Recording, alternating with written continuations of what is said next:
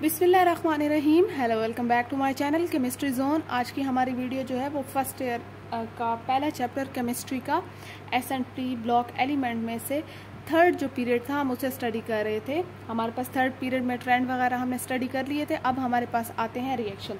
सबसे पहले रिएक्शन जो थर्ड पीरियड का था वाटर के साथ था। ठीक है जी।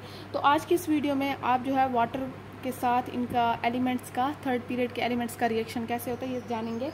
तो चलें जी, वीडियो को स्टार्ट करते हैं। सबसे पहले मैंने यहाँ पे पीरियड थर्ड जो है वो उनके एलिमेंट लिख दिए हैं। अब तक तो आपको याद भी हो चुके होंगे क्योंकि हम बार बार इन्हीं एलिमेंट की प्रॉपर्टीज़, इनके रिएक्शन, यही चीज़ें पढ़ रहे हैं। ठीक है जी। तो आपके पास ये थर्ड पीरियड के एलिमेंट हैं NaMgAl, SiPsCl और Ar मीन्स आर्गन। ठीक है।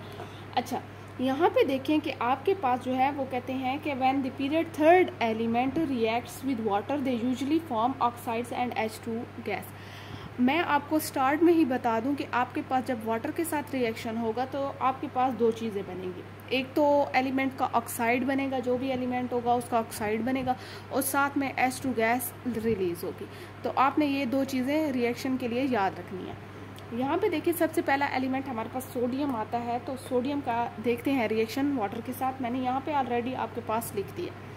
यहाँ पे आपके पास जब 2Na है, सोडियम के दो मॉलिक्यूल दो वाटर के मॉलिक्यूल्स के साथ रिएक्ट करते हैं तो 2NaOH सोडियम हाइड्रो ऑक्साइड बनाते हैं। वही बात है कि आपके पास एक हाइड्रो ऑक्साइड बन गया है और साथ में H2 गैस जो है वो रिलीज हो गई है। यहाँ पे देखिए, आपके पास जो है यहाँ थियोरेटिकली बुक में भी चीज़ें दी गई हैं।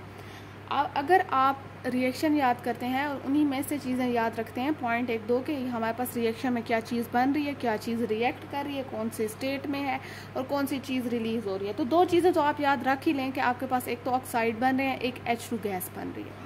यहाँ पे देखिए कि आपके पास जो सोडियम है, sodium has a very exothermic reaction with cold water producing hydrogen and colourless solution of sodium hydroxide, जो कि हमारे पास अल्कलाइन होता है। अच्छा, यहाँ पे एक बात याद रखिए कि आपके पास ये जो सोडियम है ये एक्सोथर्मिक है। एक्सोथर्मिक का मतलब होता है कि ये हमारे पास हीट जो है वो रिलीज करता है। ठीक है, रिएक्शन में आपके पास पहले तो आप ये पॉइंट याद रख लें कि एक तो हमारे पास एक्सोथर्मिक है, बाकी ये हमेशा कोल्ड वाटर के साथ रिएक्ट करते हैं। आप जो ये दो मॉलिक्यूल ले रहे हैं ये कोल्ड वाटर है। ठीक है, और ये बनाता क्या है, एक कलरलेस सोल्यूशन बनाता है अल्कलाइन, जिसका pH 13 to 14 होता है, और साथ में गैस रिलीज करता है जो H2 गैस। ये आप ये भी कह सकते हैं कि हाइड्रोक्साइड बना रहा है सोडियम का, that is called sodium hydroxide. ठीक है। अब इक्वेशन बैलेंस करने के लिए जो है आपको ये याद नहीं रहता कि कितने मॉलिक्यूल थे, तो आप ये देखें कि दो ये हो गए या दो ये हो गए। आपके पास Na भी दो आ गए हैं। ठीक है जी।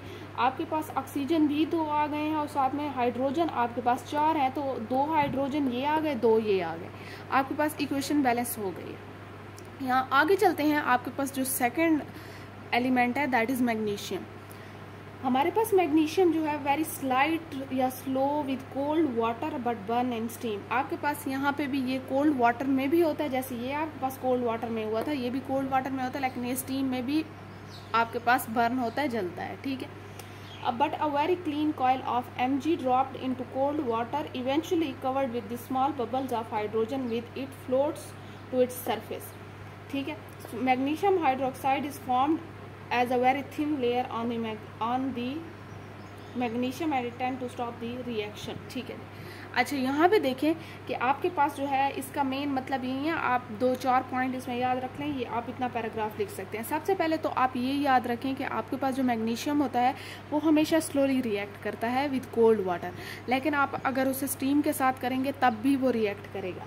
तो वो कहते हैं कि लेट सपोज अगर मैं एक कॉइल लेती हूँ मैग्नीशियम की और मैं उसे कोल्ड वाटर में डाल देती हूँ, तो आप जब किसी चीज़ को, जैसे लेट सपोज आप कोई भी कैल्शियम की टैबलेट ले रहे हैं, आप उसे पानी में डालते हैं तो वो सारी कवर हो जाती है छोटे छोटे बबल्स के साथ, और बाद में वो घुलना स्टार्ट करती है। तो वो सेम हमारे पास यहाँ भी ऐसे कि अगर आप कॉइल लें मैग्नीशियम की और उसे कोल्ड वाटर में डालें तो वो छोटे छोटे बबल प्रोड्यूस करने लग जाती है, जो उस कॉइल के ऊपर सारे बबल होते हैं वो आ जाते हैं। इसी तरीके तरीके से हम उन बबल्स को कहते हैं कि ये हाइड्रोजन गैस है हमारे पास, जो उड़ती उड़ती सरफेस तक उसके बबल्स आते हैं, ठीक है जी। और साथ ही साथ में इसका सोडियम हाइड्रोक्साइड बन जाता है, उसकी एक लेयर बन जाती है मैग्नीशियम के इर्द गिर्द, जो हमारे पास इस रिएक्शन को मज़ीद होने ही नहीं देती। इसलिए हम कहते हैं एक तो ये स्लो है और बाकी ये इतना ज़्यादा रिएक्टिव भी नहीं है, या मतलब आप कह सकते हैं कि इतना ज़्यादा नहीं होता क्योंकि हमारे पास थिन लेयर बन जाती है, ठीक है जी।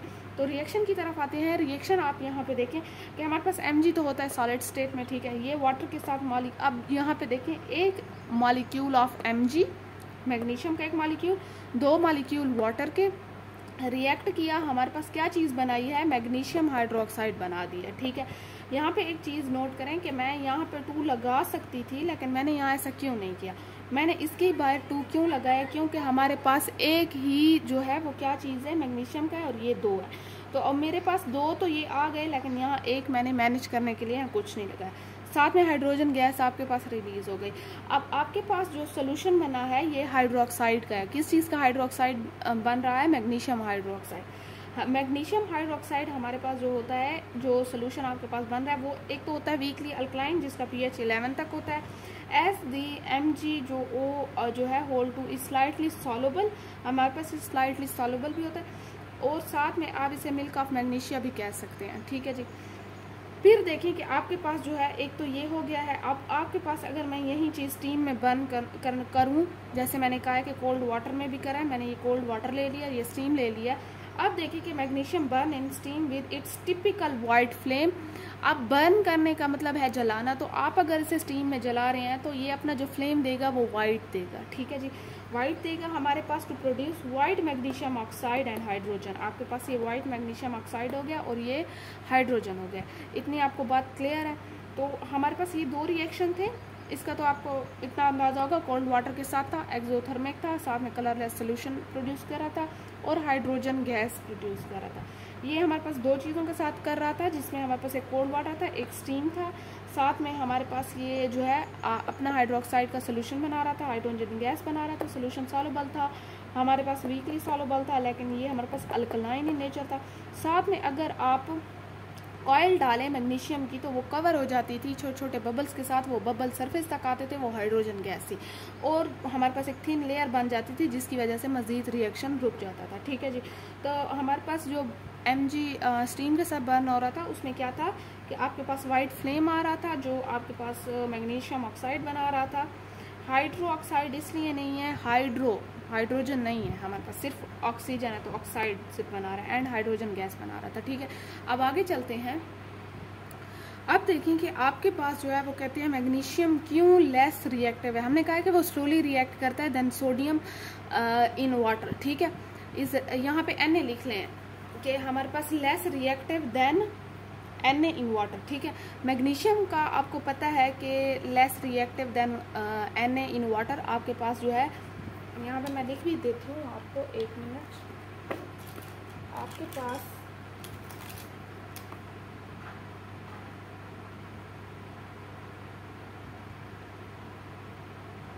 ठीक है जी, तो ये हो गया है आपके पास कैसे रिएक्ट करता है। वो कहते हैं कि आपको पता है कि आपके पास 11 होता है सोडियम का और 12 होता है एटॉमिक नंबर मैग्नीशियम का। तो आप लेफ्ट टू राइट जैसे जाते हैं, और ये पीछे हमने एटॉमिक रेडियस में भी ये चीज़ें पढ़ी हैं, अगर पीछे आपने लेक्चर देखें तो ये चीज़ आपको बहुत अच्छे से क्लियर होगी, क्योंकि आपके पास जो मैग्नीशियम होता है उसका होता है 12 एटॉमिक नंबर। हमारे पास left to right atomic number increase होता है, मीन्स कि आपके पास left to right atomic radius decrease होगा, ठीक है। तो इसके हमारे पास क्या हल है कि हम ये कह सकते हैं कि आपके पास जो Na है वो ज़्यादा उसका रेडियस है, किस चीज़ के, मैग्नीशियम के बजाय। या आप ये भी कह सकते हैं कि मैग्नीशियम जो है वो स्मॉल है किससे, Na से, ठीक है। And higher charge compared with sodium. Obviously आप जब लेफ्ट टू राइट जो है वो मूव कर रहे हैं, ये Na है, ये Mg है, तो आपके पास रेडियस स्मॉल होता जा रहा है, और न्यूक्लियर ये 11 था और ये 12 था, आपके पास न्यूक्लियर चार्ज इंक्रीज होता जा रहा है। तो इसमें फोर्स ऑफ अट्रैक्शन जो थी वो ज़्यादा हो गया, इलेक्ट्रोस्टैटिक अट्रैक्शन, ठीक है, holding the magnesium lattice together.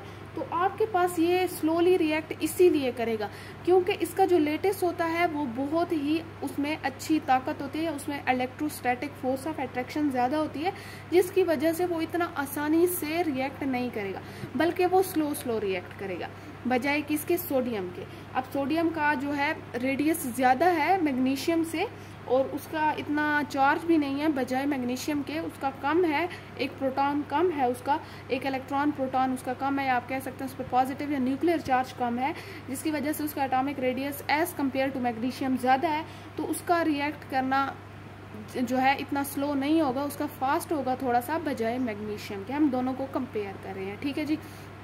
अब देखें कि आपके पास जो है एल्यूमिनियम आता है, यहाँ ये क्वेश्चन आपके पास दिया नहीं गया लेकिन आपको पता होना चाहिए। अब एल्यूमिनियम की तरफ आते हैं, आपके पास थर्ड एलिमेंट है जिसका एटॉमिक नंबर 13 है, ठीक है, ये मेटल है आपके पास। अब देखिए कि आपके पास जो एल्यूमिनियम है जिसे डिनोट AL से करते हैं, aluminium powder react slowly with steam to form hydrogen gas. यही बात है कि स्लोली रिएक्ट ये क्यों कर रहा है, वही बात है आपके पास न्यूक्लियर चार्ज वगैरह इंक्रीज होता जा रहा है, इसलिए मैंने आपको रीज़न दिया ताकि कहीं ना कहीं आपको ये बात भी याद रह जाए कि आपके पास स्लोली रिएक्ट कर रहे हैं, ठीक है। Form hydrogen gas and aluminium oxide, सब ऑक्साइड बना रहे हैं, सब हाइड्रोजन गैसेस बना रहे हैं। अब आपके पास दो जो थे मैग्नीशियम और एल्यूमिनियम, अब ये स्लो रिएक्ट कर रहे हैं बजाय सोडियम के, ठीक है, वो हीट रिलीज कर रहा था। अब देखिए कि आपके पास जो है the slow reaction rate stems from the formation of the protective layer of aluminium oxide on the metal surface which hinders the further reaction. यही बात है कि आपके पास मैग्नीशियम का भी सेम केस था, आपके पास वो जब कॉयल आप डालते थे उसमें हाइड्रोजन बबल्स ऊपर आते थे और साथ में जो मैग्नीशियम हाइड्रोक्साइड बन रहा था उसकी एक थिन लेयर बन जाती थी जो मजीद रिएक्शन ही नहीं होने देती थी। तो सेम केस हमारे पास यहाँ भी यही है कि आपके पास यहाँ पे पाउडर जो होता है एल्यूमिनियम का वो हम डालें अगर वाटर में तो आपके पास एक तो वो स्लोली रिएक्ट करेगा, ठीक है, उसका क्या बनेगा कि हाइड्रोजन गैस बनेगी, हाइड्रोक्साइड बनेगा, साथ में उसकी जो है एक प्रोटेक्टिव लेयर बन जाएगी आपके पास, और वही प्रोटेक्टिव लेयर जो होगी एल्यूमिनियम ऑक्साइड की वो मज़ीद रिएक्शन नहीं होने देगी या वो मज़ीद रिएक्शन को रोक देगी, ठीक है जी। तो आपके पास यहाँ पे क्या चीज़ ले रहे हैं,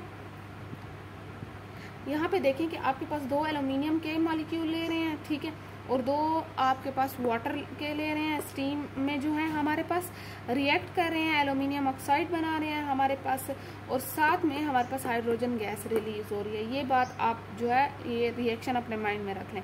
आपके पास थ्योरेटिकली आप कुछ भी लिख सकते हैं, सिर्फ आपको इतना पता होना चाहिए कि कैसे रिएक्ट कर रहा है, क्या चीज़ बना रहा है, ठीक है। यहाँ दो और ये तीन मॉलिक्यूल आपके पास, दो ये तो बराबर हो गए हैं। अब ऑक्सीजन आपके पास 3 यहाँ पे आ गए हैं, तो साथ में आपके पास ये कितने बचे 6, तो ये हमारे पास 3 2 6, तो ये हमारे पास बराबर हो गए, आपके पास इक्वेशन बैलेंस हो गई। अब देखिए आपके पास आता है सिलिकॉन। अब silicon react with steam at red heat to produce silicon dioxide and hydrogen gas. आपके पास एक तो ये स्टीम पे रिएक्ट करता है, means red heat high temperature पे, और आपके पास ये दो चीज़ें बनाता है, डाइऑक्साइड, दो ऑक्सीजन है तो हम कहेंगे कि सिलिकॉन डाइऑक्साइड है, और साथ में आपके पास हाइड्रोजन गैस रिलीज कर रहा है, ठीक है जी। आपके पास सिलिकॉन का एक मॉलिक्यूल है, साथ में इसके 2 मॉलिक्यूल हैं। बस आपने ये चीज़ याद रखनी है कि आपके पास कितने मॉलिक्यूल रिएक्ट कर रहे हैं, ठीक है। यहाँ पे फास्फोरस और सल्फर जो है उसका देखिए, phosphorus and sulphur element do not react with water under the normal conditions, ये रिएक्ट नहीं करते वाटर के साथ अंडर नॉर्मल कंडीशन। अब क्लोरीन का देखें हम, क्लोरीन आपके पास क्या है, हेलोजन फैमिली से बिलोंग करती है। Chlorine dissolve a partial solubility in water, means कि हमारे पास जो है पार्शियल का मतलब होता है कि ये फुली सॉल्युबल नहीं है, थोड़ा बहुत, जैसे जिसे हम कहते हैं कि that is partially soluble in water है, क्योंकि हम वाटर के साथ इसका रिएक्शन कर रहे हैं, फॉर्मिंग अ ग्रीनिश सोल्यूशन। आपको पता है कि क्लोरीन जो है वो ग्रीनिश गैस है इन कलर, तो आपके पास जो सोल्यूशन बनेगा वो ग्रीनिश इन कलर होगा। आगे देखें, यहाँ पे देखें कि वो कहते हैं कि अब ग्रीनिश इन कलर था, a reversible reaction take place generating the mixture of hydrochloric acid and hypochloric acid. आपके पास जो है, आपने बस ये रिएक्शन याद रखना है कि आपके पास जब क्लोरीन का रिएक्शन होगा, यहाँ पे आपके पास दो चीज़ें बनेंगी। यहाँ पे फ़िलहाल आपके पास हाइड्रोजन गैस या आपके पास हाइड्रोक्साइड नहीं बन रहा, बल्कि आपके पास दो एसिड बन रहे हैं, that is hydrochloric and hypochloric acid, hypochlorous acid. ठीक है, तो हमारे पास hydrochloric acid that is HCl and hypochloric acid that is HOCl। ठीक है, आपके पास दो मॉलिक्यूल क्लोरीन के थे जिन्होंने एक वाटर के मॉलिक्यूल के साथ रिएक्ट किया है, और ये जो दो एरो मैंने लगाए हुए हैं ये रिवर्सिबल रिएक्शन को शो कर रहे हैं कि रिवर्स में हो सकता है रिएक्शन, साथ में ये दो चीजें बना रहे हैं। अब sunlight catalyse the decomposition of hypochloric acid further producing hydrochloric acid and releasing oxygen gas. अब मजीद सनलाइट पड़ेगी, ठीक है, वो क्या करेगी कि वो आपके पास ये जो है इस चीज़ को तोड़ देगी, डिकम्पोज कर देगी, और इसे जो है किस चीज़ में कन्वर्ट कर देगी, आपके पास हाइड्रोक्लोरिक एसिड में और साथ में ऑक्सीजन। यहाँ पे देखें कि आपके पास जो है, अगर आपके पास जो है यहाँ पे 2 मैं लेती हूँ, 2 लेती हूँ मॉलिक्यूल ऑफ Cl क्लोरीन के, आपको पता है कि क्लोरीन हमेशा डायटोमिक फॉर्म में होती है, और साथ में आपके पास 2 मॉलिक्यूल लेती हूँ वाटर के, जिसे सनलाइट में रखूँ तो मेरे पास ये चीज़ें प्रोड्यूस होंगी। ठीक है, अब जो है आगे देखें कि हमारे पास जो 7th एलिमेंट है that is argon, that is from the noble family, हमारे पास नोबल गैस फैमिली से बिलोंग करता है। तो ये एलिमेंट जो है स्टेबल होता है, इसके ऑक्टेट वगैरह कंप्लीट होते हैं, तो इसे कोई जो है ये नॉन रिएक्टिव होता है, इसे किसी के साथ रिएक्शन करने की ज़रूरत नहीं है। तो आप ये रीज़न लिख सकते हैं कि हमारे पास नोबल गैस फैमिली से बिलोंग करता है, साथ में इसका शेल वगैरह कंप्लीट होते हैं, तो इसे किसी के साथ रिएक्ट करने की ज़रूरत नहीं है। अब आगे देखिए, आपके पास मैंने समरी लिखी है लेक्चर की। समरी में हमारे पास जो है दोबारा से जो हमारे पास रिएक्शंस थे इनको थोड़ा सा रिवाइज कर लेते हैं, ताकि रिएक्शन तो एटलीस्ट आपके माइंड में रह ही जाए। अगर आपको थ्योरेटिकली भी नहीं आएगा तो आप रिएक्शन लिख के कुछ ना कुछ उसकी थ्योरी खुद से लिख सकते हैं। अब यहाँ पे देखिए कि आपके पास जो है मैंने 2 सोडियम के मॉलिक्यूल लिए थे, रिएक्शन ऑफ सोडियम, उससे मैंने 2 मॉलिक्यूल के साथ रिएक्ट किया था, जिसमें हमारे पास 2 हाइड्रोक्साइड के मॉलिक्यूल और साथ में हाइड्रोजन गैस रिलीज हो रही थी, और ये एक्सोथर्मिक रिएक्शन था। हमारे पास कोल्ड वाटर था, साथ में हमारे पास जो सोल्यूशन बन रहा था वो कलरलेस था। ठीक है, और हाइड्रोजन गैस जो थी वो रिलीज हो रही थी और सोल्यूशन अल्कलाइन था। मैग्नीशियम की तरफ आते हैं, एक मैग्नीशियम का मॉलिक्यूल 2 वाटर के, फिर वही बात है कि ये स्लो रिएक्शन करेगा, और आपको रीज़न पता है, ठीक है, क्योंकि इसका स्मॉलर रेडियस है। साथ में हमारे पास ये कोल्ड वाटर होगा। अब कोल्ड वाटर के साथ भी कर सकता था, स्टीम के साथ भी कर सकता था। आपने क्या करना है कि एक में हमारे पास सोडियम हाइड्रोक्साइड बना रहा था, ये रिलीज कर रहा था, जो अल्कलाइन इन नेचर था। एस्टिमेट इसका pH 11 था। अगर आप एक कॉयल ने मैग्नीशियम के उसे पानी में डालें तो उस पर बबल कवर हो जाते थे और वो सरफेस तक आ जाते थे, हाइड्रोजन गैस उससे रिलीज इस तरीके से होती थी, और साथ में एक लेयर बन जाती थी सोडियम ऑक्साइड मैग्नीशियम ऑक्साइड की, जिसकी वजह से मज़ीद रिएक्शन नहीं हो सकता था। और अगर मैं स्टीम के साथ इसे बर्न करती तो मेरे पास जो था क्या चीज़ बन रही थी, स्टीम में हमारे पास जो था ये टिपिकली बर्न होता था वाइट फ्लेम के साथ साथ में हमारे पास मैग्नीशियम ऑक्साइड और हाइड्रोजन गैस बन रही थी। ठीक है, अब मैं 2 एल्यूमिनियम की तरफ आती हूँ, तो एल्यूमिनियम मैं 2 लेती हूँ, साथ में उसे 3 वाटर के मॉलिक्यूल के साथ जो है वो रिएक्ट करती हूँ। आप एक बात याद रखें, मैं आपको एक ट्रिक समझाती हूँ कि आप एल्यूमिनियम जो है वो सारे इसमें सिर्फ 3 मॉलिक्यूल के साथ है, तो ये इस पर हमेशा +3 का चार्ज आता है, तो आप इस +3 से भी एटलीस्ट याद रख सकते हैं। हालांकि ऐसा कोई चीज़ है नहीं, लेकिन बस मेरे माइंड में ये चीज़ थी कि मैं आपको कोई ट्रिक बता दूं ताकि आपको एल्यूमिनियम का याद रह जाए। एल्यूमिनियम में हमेशा ऊपर +3 चार्ज आता है बॉन्डिंग के लिहाज से, तो आपके पास ये 3 मॉलिक्यूल है, तो आप इस चीज़ से भी याद रख सकते हैं। ठीक है, अब देखें कि आपके पास जो है यहाँ पे एल्यूमिनियम जो है ये क्या चीज़ बना रही थी, एल्यूमिनियम ऑक्साइड बना रहा था, और साथ में ये बाकी ये भी स्लो था, साथ में ये प्रोटेक्टिव लेयर बना रहा था जो मज़ीद रिएक्शन को रोक रहा था। किस चीज़ की प्रोटेक्टिव लेयर थी, वो एल्यूमिनियम ऑक्साइड की थी जो मेटल के सरफेस के ऊपर बन रही थी। ठीक है, मेटल की सरफेस के ऊपर का मतलब है कि आपके पास जो एल्यूमिनियम था वो पाउडर फॉर्म में हमने डाला था वाटर में। ठीक है, और वो क्या चीज़ कर रहा था, स्लोली रिएक्ट कर रहा था, तो आपके पास जो मेटल सरफेस थी उसके ऊपर प्रोटेक्टिव लेयर बना रहा था।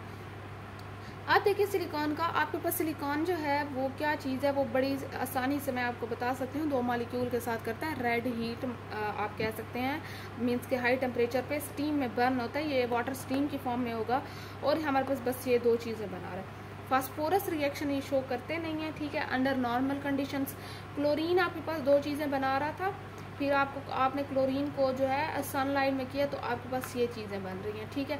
बाकी आर्गान आपके पास रिएक्शन शो नहीं करता, वो नोबल गैस फैमिली से होता। तो ये था आपके पास reaction of period third with water.